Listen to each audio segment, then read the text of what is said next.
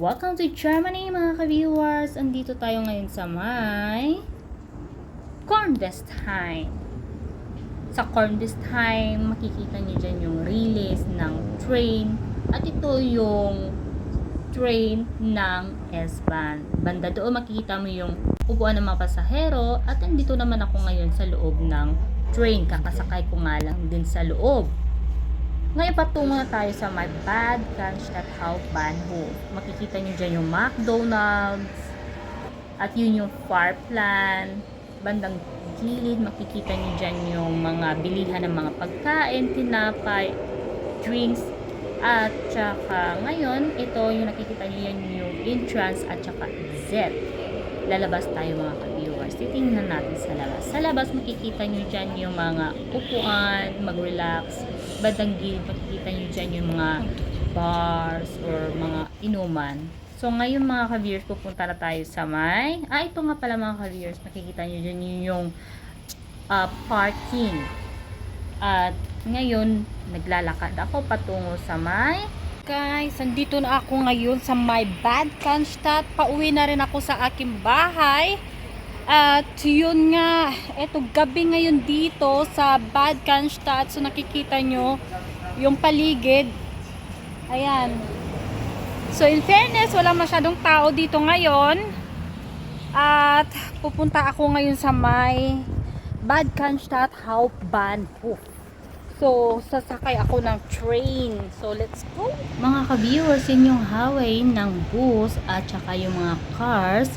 At dito nga sa taas mga ka-viewers, ito yung pangalan ng mga train, kung aling train yung dapat yung sasakyan. Dito naman meron tayong elevator. At yun yung nakikita yung tao, yan yung waiting area ng mga tao na nag-aabang ng train.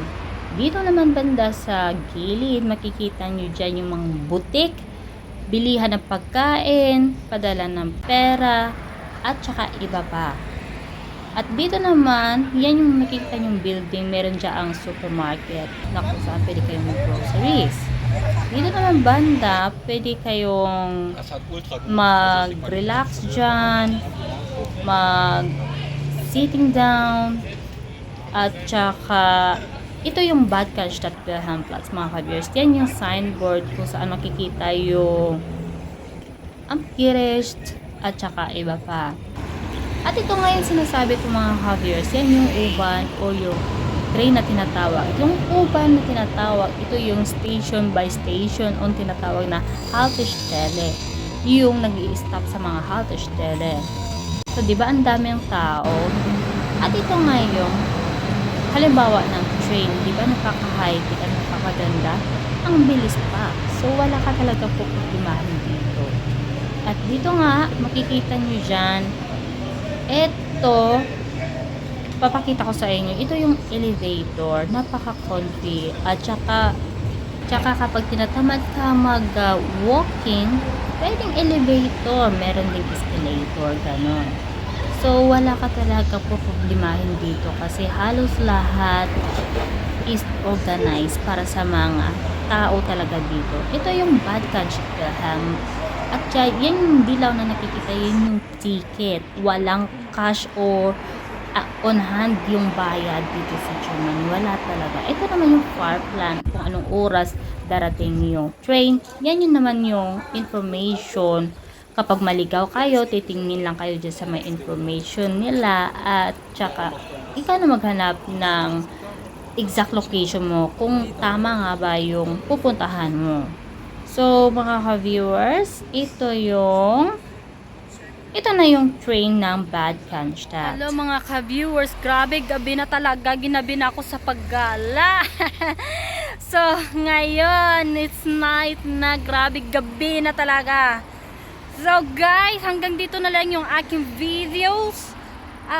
And I hope na nag-enjoy kayo kahit papano sa videos ko. And if you like these videos, please don't forget to hit the likes. And of course, subscribe na rin para updated kayo palagi sa mga videos ko. And share also para makatulong din naman sa paglago ng aking viewers. So guys, see you for my next vlog. Bye!